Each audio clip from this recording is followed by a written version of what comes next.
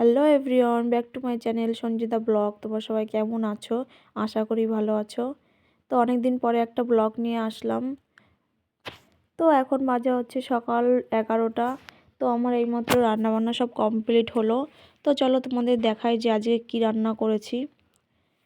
তো এই দেখো, এখানে আছে হচ্ছে মাছের তরকারি, আর এখানে আছে হচ্ছে সিম ভাজা।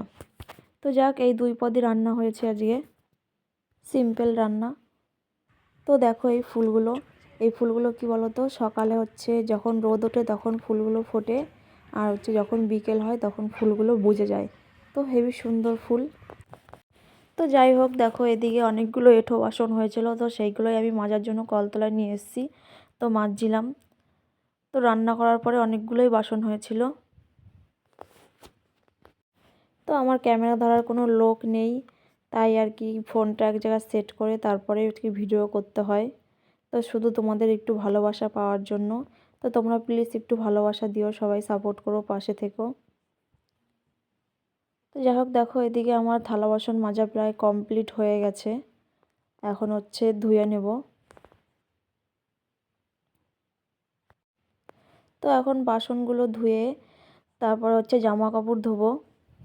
দেখো, জামা কাপড় ধোয়ার জন্য বালতিতে সার্ফ গুলানো হয়ে গেছে। এখন দেখো আমার ছেলে সব এক এক করে দেবে। তো তোমরা আমার ছেলের কথা শোনো কি বলে। আমি বেতাছের আমি নাইটি পরি না। আমি নাইটি পরা। তাই দাও। আমি জামা কাপড় পরি। কাপড় পরিস? এইটা হ্যাঁ জামা কাপড় পরিস? না। তাহলে যখনই আমি আর কি জামা কাপড় ধুতে আসবো, মানে সেদিনই আমার ছেলে এরকম এসে আমার সাথে সাথে মানে জামা কাপড়গুলো দেবে ভিজিয়ে।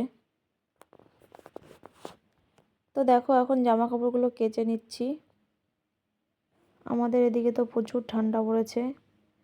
আমাদের বাড়ি হচ্ছে পূর্ব বর্ধমান জেলায়।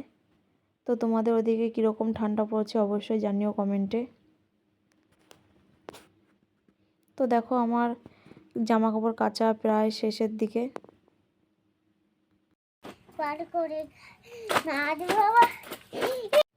তো দেখো আমার সব কাচা কমপ্লিট হয়ে গেছে। তো এখন হচ্ছে ধুয়ে নিচ্ছি।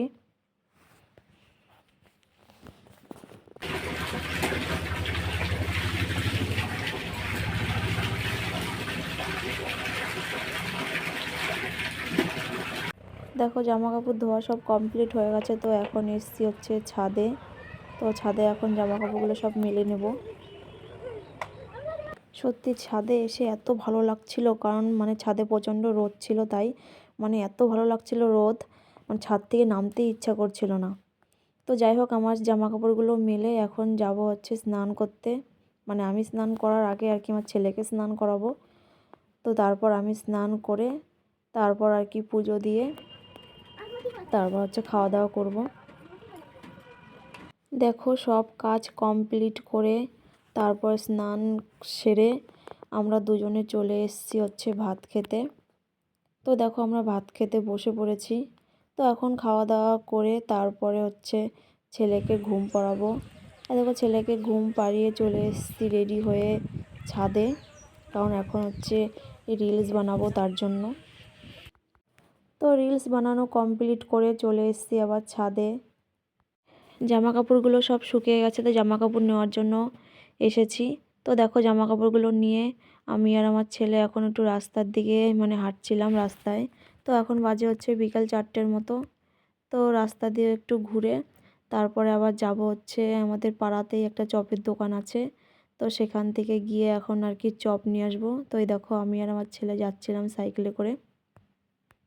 তো সন্ধ্যাবেলা চপ মুড়ি খেয়ে রাতের জন্য আবার রুটি বানাবো। তোমার ব্লগটা এখানেই শেষ করছি। তোমার সবাই ভালো থাকো। ভিডিওটা কেমন লাগলো অবশ্যই জানাবে। টাটা।